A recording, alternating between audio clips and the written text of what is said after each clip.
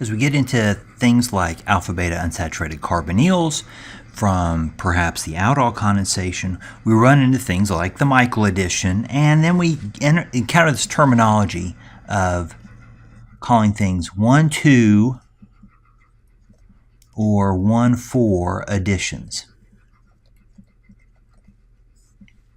So let's see how we define these.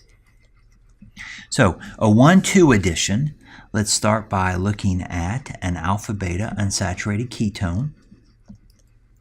And what we'll do is, let's think of the positions of this system. So let's number the carbonyl positions, and we'll say those are 1, 2, 3, 4.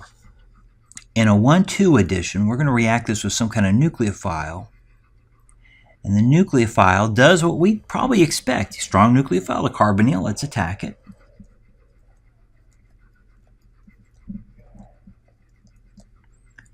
And that gets us to here. Let's keep our numbers 1, 2, 3, 4. And what do we often do? Not always, but often do with a tetrahedral intermediate. We protonate it.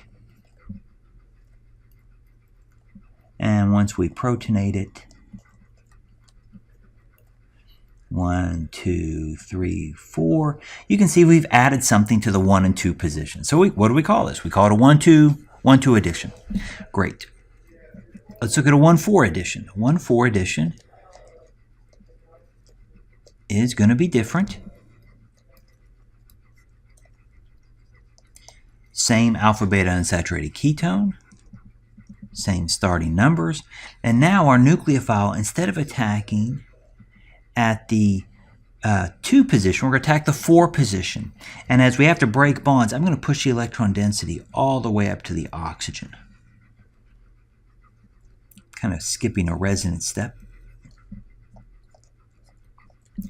And if you're following along, you know why I did it, because I want to get the electron density on carbon 1 after the nucleophile attacked on carbon 4.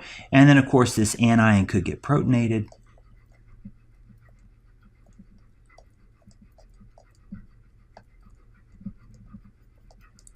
And what we have is a system where we attacked at the 4 position and we protonated at the 1 position. This is a 1,4 addition. Now, if you don't like this structure, because you might say, Dr. Stevens, that's an enol, and what we really want to make, that would be unstable, and then we go to the keto form, you're totally correct. It would. But for the purposes of keeping track of our carbons, we tend to think of the proton going on the oxygen, which is the 1 position, and that keeps us within this structure of thinking 1,2 versus 1,4. So that's a 1,4 addition. So here this becomes a question. How do you know which is going to happen? Well, it depends on several factors. Factors include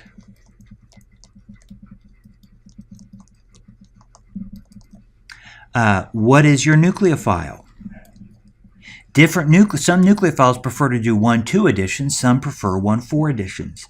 Another thing you find out is substitution.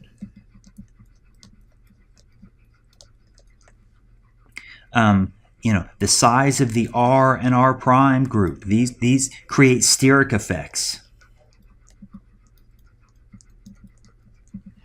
And there are other factors as well, but I'd say the 2 big ones are, what is your nucleophile and what is the substitution around the 4 carbon. Those are big factors that can steer whether you get and determine whether you get the 1,2 or the 1,4 addition product.